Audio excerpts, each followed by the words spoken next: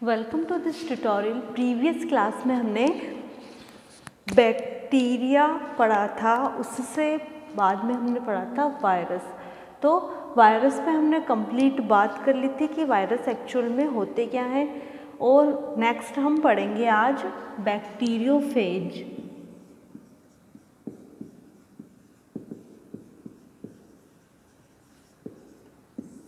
तो प्रकृति में कुछ ऐसे वायरस भी पाए जाते हैं जो कि बैक्टीरिया पे परजीवी या पैरासाइट के रूप में पाए जाते हैं। तो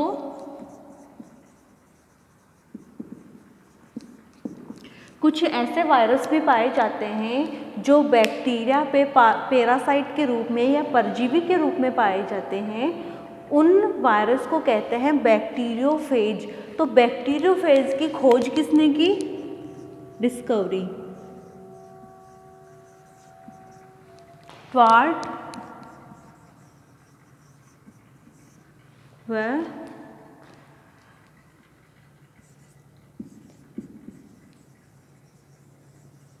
डी हैरल ने बैक्टीरियोफेज की खोज की।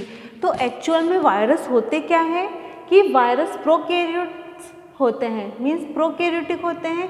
और क्या होता है कि ये सजीव कोशिका के बाहर निर्जीव की तरह रहते हैं। और उसके अलावा जो वायरस होते हैं वो इन्फेक्शियस प्रकृति के होते हैं, मीन्स इन्फेक्शन खोज करते हैं। और इनकी संरचना अकोशिकीय होती है, मीन्स इनमें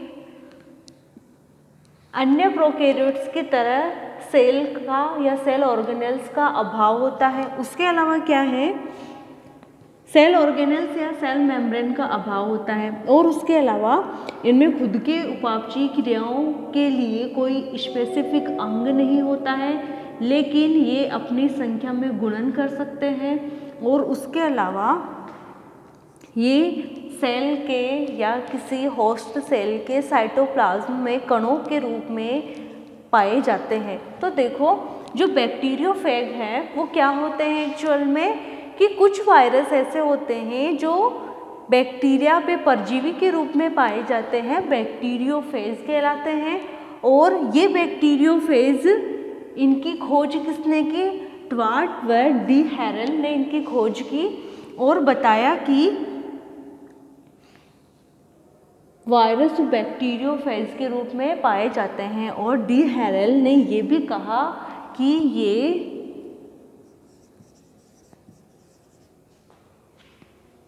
बैक्टीरिया के भक्षक होते हैं, ईटर्स ऑफ बैक्टीरिया भी इन्हें कहा गया। तो ओवरऑल बात होती है कि डी हैरल ने और ट्वार्ट ने बैक्टीरियोफेज की खोज की कि एक ऐसा वायरस भी होता है जो बैक्टीरिया पे पैरासाइट के रूप में रहता है, तो इसे बैक्टीरियोफेज नाम दिया। तो डी हैरल ने ये भी कहा कि ये बैक्टीरिया के भक्षक या ईटर्स ऑफ बैक्टीरिया भी कहलाते हैं। अब आते हैं आपके types of bacteria.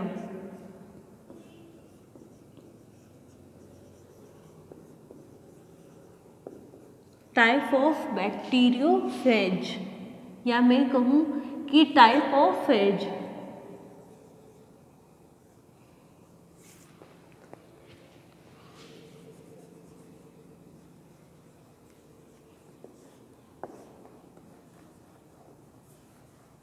Types of phase, तो ये जो भक्षण करने वाले वायरस होते हैं, तो ये जो भक्षण करने वाले वायरस होते हैं तो ये होस्ट के अकॉर्डिंग डिवाइड होते हैं। मीन्स अगर हम इसके टाइप्स की बात करें, इस फेग के प्रकारों की बात करें या ऐसे वायरस की बात करें जो भक्षण करने का कार्य करता है, तो ये निम्न प्रकार के होते हैं। फर्स्ट बैक्टीरियोफेज, जैसे कि मैंने बता दिया, ये बैक्टीरियोफेज क्या करेंगे, ये बैक्टीरिया पर आक्रमण करेंगे, उसमें संक्रमण करेंगे और उस पर परजीवी के रूप में आश्रित रहते हैं। फिर आता है आपके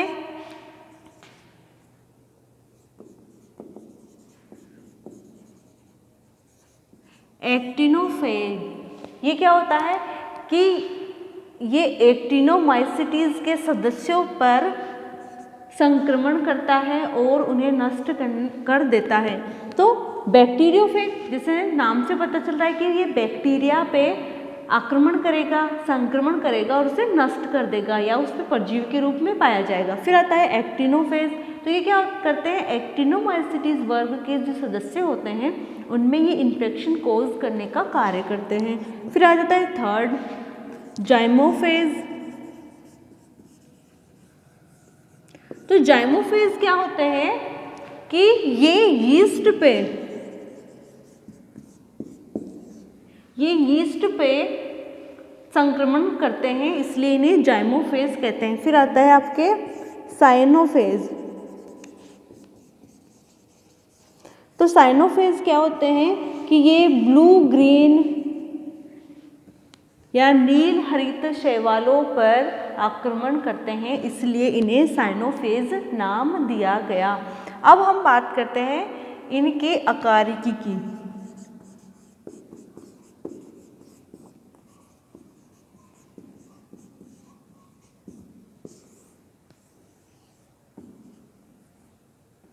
तो ये क्या होते हैं कि ये छड़ाकार या षटकोणीय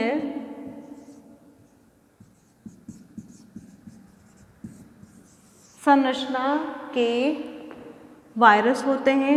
इसके अलावा ये किस किस से मिलकर बने हुए होते हैं, देखो ये आरएनए व डीएनए के बने हुए होते हैं। साथ ही इनमें कैप्सिड पाया जाता है जो किससे बना हुआ होता है, कैप्सोमियर यूनिट्स से वो मिलकर बना हुआ होता है। तो अगर हम बैक्टीरियोफेग की बात करें तो उसकी शेप कैसे होगी, इलोंगेट होगी, मीन्स दीर्घित होगी। उसके अलावा वो षटकोणीय प्रकार का होगा और इसकी संरचना का मुख्यतया भाग प्रोटीन बनाएगा और वो प्रोटीन किस फॉर्म में होता है, वो कैप्सिड फॉर्म में होता है। और इसका आनुवंशिकी या सेंट्रल पार्ट का निर्माण आरएनए व डीएनए से होता है। तो जो इसका प्रोटीन युक्त भाग है वो कई छोटी छोटी प्रोटीन से बनी यूनिट्स से बना हुआ होता है जिन्हें कैप्सोमियर्स कहते हैं। और कैप्सोमियर्स मिलकर कैप्सिड का निर्माण करती है। ये कैप्सिड उसके आनुवंशिक पदार्थ को सुरक्षित या आवृत करने का कार्य करती है। अब हम पढ़ते हैं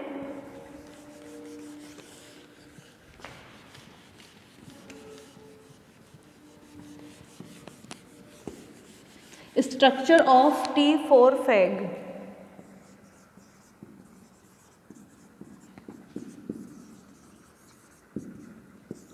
तो T4 फैग की स्ट्रक्चर यहाँ हम बनाते हैं और उसके बाद में हम उसके बारे में समझेंगे कि क्या होता है।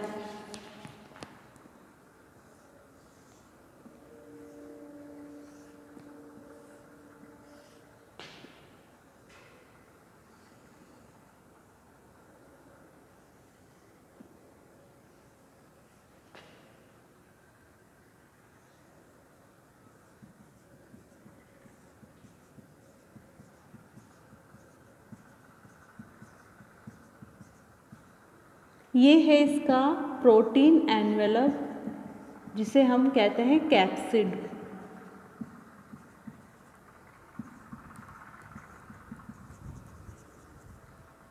ये है इसमें जेनेटिक मटेरियल। तो ये क्या है इसका प्रोटीन कोट जिसे हम कहते हैं कैप्सिड। और ये है इसकी छोटी छोटी सब यूनिट्स जिन्हें हम कहते हैं कैप्सोमियर्स। ठीक है, ये है इसका जेनेटिक मटेरियल। तो इसमें जेनेटिक मटेरियल क्या होता है, डीएनए।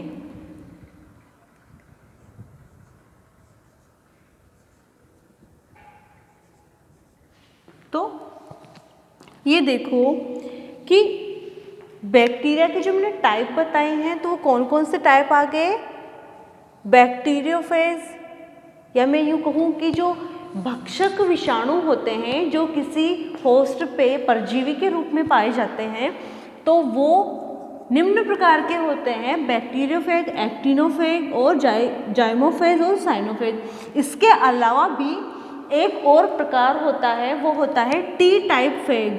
तो ये टी टाइप जो फेग होते हैं, ये टी टाइप फेग, इनका नाम क्यों पड़ा, क्योंकि ये जो फेग वायरस होते हैं, ये फेग जो वायरस होते हैं या भक्षक जो विषाणु होते हैं, वो ई कोलाई को संक्रमित करते हैं, इसलिए इन्हें टी टाइप नाम दिया गया।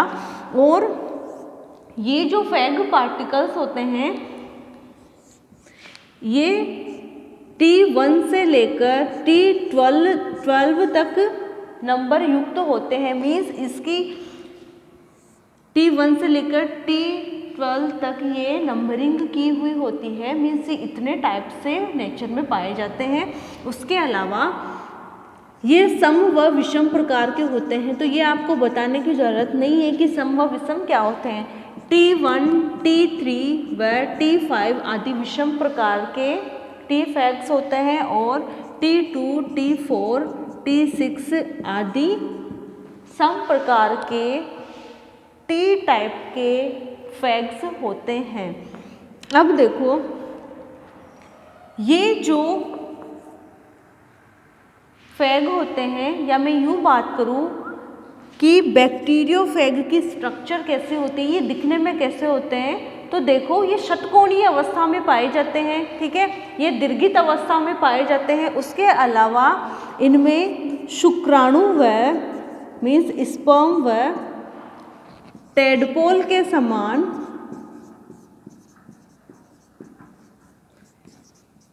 सिर व पूंछ युक्त होते हैं। मीन्स इन बैक्टीरियोफेग्स की या इन फेग्स की जो स्ट्रक्चर होती है वो हेड एवं टेल पोर्शन में डिवाइड होती है, जो किस तरह होती है, शुक्राणु व टेडपोल के समान हेड व टेल से बनी हुई संरचना होती है। ठीक है, तो इसकी जो बॉडी है ये निम्न प्रकार के अलग अलग फेग बैक्टीरिया में देखी गई। कुछ में तो होती है ये बहुभुजीय, जैसे कि उसमें सिर व पूंछ पाए जाएंगे। ठीक है, कुछ में होगी वो सिर व पूंछ युक्त और कुछ में वो तंतुनुमा होते हैं। तो हम अगर इसकी आकारिकी की बात करें तो षटकोणीय भी हो सकती है, टेडपोल व स्पर्म के समान सिर व पूंछ में भी विभक्त हो सकती है। उसके अलावा वह सिर व पूंछ युक्त भी हो सकती है और विहीन भी हो सकती है। ठीक है, फिर तंतुनुमा भी ये हो सकती है या फ्रेगमेंट्स में ये हो सकती है। फिर हम स्टडी करेंगे स्ट्रक्चर ऑफ T4 फेग। तो T4 फेग की संरचना की अगर हम बात करें तो ये T4 फेग षटकोणीय अवस्था में पाया जाता है। इसके अंदर क्या होता है कि ओवरऑल अगर हम इसके स्ट्रक्चर की बात करते हैं तो ये षटकोणीय अवस्था होती है, जो छोटे छोटे 200 कैप्सोमियर्स से मिलकर बनी हुई संरचना होती है।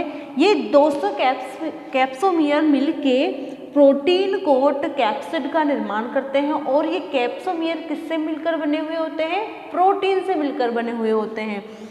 जो इसमें आनुवंशिकी पदार्थ होता है उसे कहते हैं न्यूक्लिक एसिड कोर। ठीक है, तो ये जो न्यूक्लिक एसिड कोर है तो इसमें ये कौन सी है, डीएनए। ठीक है, अगर हम ओवरऑल बैक्टीरिया या बैक्टीरियोफेग की बात करें या विभोजी विषाणु की बात करें जो कि भक्षण का कार्य करता है, तो हम सिर्फ T4 फेग को छोड़कर अगर अन्य की बात करें तो उनमें क्या होता है कि उनमें आनुवंशिकी पदार्थ के रूप में न्यूक्लिक एसिड कोर होती है। ये न्यूक्लिक एसिड कोर किस किस से मिलकर बनी हुई होती है, इसमें एकल सूत्रीय व द्विसूत्रीय single stranded and double stranded DNA पाया जाता है। ठीक है, और उसके अलावा उसमें एकल सूत्रीय आरएनए पाया जाता है। तो हम कंप्लीट अगर फेग वायरस की बात करें, भक्षक विषाणु की बात करें, तो उनमें वही सेम स्ट्रक्चर होती है जो वायरस में होती है, लेकिन इसमें एक्स्ट्रा क्या होता है, इसमें पूंछ होती है और इसकी जो बॉडी स्ट्रक्चर होती है वो हेड व टेल में डिवाइड होती है। और इसमें जो पाया जाने वाला आनुवंशिकी पदार्थ है वो एकल सूत्रीय व द्विसूत्रीय डीएनए या एकल सूत्रीय आरएनए पाया जाता है, लेकिन 5 एग में ये द्विसूत्रीय आरएनए पाया जाता है। और अगर इसके सेंस में हम T4 फेग की बात करते हैं तो T4 फेग की संरचना षटकोणीय होती है, कैप्सूल लाइक होती है। ये एक कैप्सूल नुमा प्रोटीन युक्त आवरण से घिरा हुआ होता है जिसे कहते हैं कैप्सिड। और ये कैप्सिड 200 से ज़्यादा या 200 कैप्सोमियर्स से मिलकर बनी हुई संरचना होती है। इसके अंदर आनुवंशिकी पदार्थ को न्यूक्लिक एसिड कोर कहते हैं। ये न्यूक्लिक एसिड कोर डीएनए की बनी हुई होती है। फिर इस पे एक कॉलर नुमा भाग होता है जिसे नेक कहते हैं, ठीक है। और एक लंबी पाइप नुमा संरचना पाई जाती है जिसे नेक कहते हैं, ठीक है। ये तो हुआ इसका कॉलर पोर्शन, ये वाला। तो ये इसका हेड पार्टिकल हो गया। और ये जो टेल से जोड़ने वाली संरचना है इसे नेक कहते हैं। और ये है इसके टेल प्लेट या बेसल प्लेट, आधारीय प्लेट, जिसके ऊपर प्रोटीन से निर्मित 6 नलिकाकार आकृतियां होती है जिन्हें टेल फाइबर्स कहते हैं, ठीक है। तो T4 फेग की स्ट्रक्चर अगर आपके एग्जाम में आती है तो आप कंप्लीट ये स्ट्रक्चर बनाना, आप उसमें बताना कि ये षटकोणीय अवस्था होती है या षटकोणीय विभोजी होता है जो कि कैप्सोमियर्स से मिलकर बनी हुई संरचना होती है। 200 कैप्सोमियर मिल के एक कैप्सिड का निर्माण करता है जो कि कैप्सूल लाइक स्ट्रक्चर होती है। इसमें आनुवंशिकी पदार्थ न्यूक्लिक एसिड कोर कहलाता है। ये न्यूक्लिक एसिड कोर डीएनए पाया जाता है। हेड को टेल से जोड़ने वाला पोर्शन नेक पोर्शन होता है जो कॉलर के द्वारा हेड पार्ट से जुड़ा हुआ होता है। ये इसका हेड पार्ट है, ठीक है। और ये है इसका टेल पार्ट, ठीक है। तो हेड पार्ट के नीचे नलिकाकार संरचना को नेक कहते हैं। और ये नेक होलो रिंग के रूप में या होलो होती है। होलो मीन्स रिक्त, ये रिक्त नलिका होती है। और ये जो नेक पोर्शन होता है, इस नेक पोर्शन पे आधारीय प्लेट्स पाई जाती है। इन आधारीय प्लेट्स के आधार से 6 नलिकाकार संरचनाएं निकली हुई होती है। इन नलिकाकार संरचनाओं को टेल फाइबर्स कहते हैं। और ये पोर्शन इसका टेल वाला पोर्शन है, ठीक है। और इस टेल पोर्शन से बेसल प्लेट से 6 नलिकाकार संरचनाएं निकली हुई होती है। इन्हें टेल फाइबर्स कहते हैं, ठीक है। तो इन टेल फाइबर्स का क्या कार्य होगा कि ये इस फेग के अंदर आए तो इनका क्या कार्य होता है? इनका कार्य होता है कि ये किसी होस्ट सेल से संक्रमण के समय जाकर चिपकने में व आक्रमण के समय जाकर चिपकने में हेल्पफुल होते हैं, इसलिए इसमें ये टेल फाइबर्स पाए जाते हैं। ओवरऑल अगर मैं स्ट्रक्चर की बात करूँ तो ये षटकोणीय स्ट्रक्चर होती है। इसका आनुवंशिकी पदार्थ क्या होता है? डीएनए। तो ये जो डीएनए होता है वो छोटी छोटी सूक्ष्म इकाइयों से मिलकर बना हुआ होता है जिन्हें कैप्सोमियर्स कहते हैं, जो कैप्सिड का फॉर्मेशन करते हैं। और जो न्यूक्लिक एसिड कोर है इस भाग का निर्माण डीएनए करता है। और क्या होता है इसमें? ये जो न्यूक्लिक एसिड कोर है वो इस प्रोटीन युक्त संरचना से घिरा हुआ होता है। इसके आधार में बेसल प्लेट पाई जाती है। इस बेसल प्लेट से टेल फाइबर्स निकले हुए होते हैं जो नलिकाकार प्रोटीन वाली संरचना होती है। और अगर हम अपन ओवरऑल बात करें तो यह है कंप्लीट टी फॉर फैग की स्ट्रक्चर की बात। और ये क्या करता है, ये इन्फेक्शन कोज करने का कार्य करता है। ये इन्फेक्शन कैसे करेगा कि मान लो ये कोई बैक्टीरिया है या कोई होस्ट है या कोई प्लांट है, तो ये इस पे आएगा। आने से क्या होगा, इसमें जो टेल फाइबर्स है, इन टेल फाइबर्स की हेल्प से ये उस बैक्टीरिया की सरफेस पे या सतह पे जाके चिपक जाता है। और चिपकने में इन द सेंस ये क्या काम कर रहा है कि ये आक्रमण के समय चिपकने में सहायता प्रदान करता है। इस तरह ये टैडपोल के समान संरचना होती है। नेक्स्ट क्लास में मैं बैक्टीरियोफेग द्वारा होने वाले इन्फेक्शन के बारे में बताऊंगी कि ये किस प्रकार इसका संचरण होता है, किस प्रकार ये बैक्टीरिया पे आक्रमण करता है, ठीक है, और इसकी कंप्लीट क्या प्रोसेस होती है और ये अपने आप में गुणन किस प्रकार करता है, ये मैंने आपको नेक्स्ट क्लास में समझाऊंगी। अभी के लिए इतना ही। Thank you.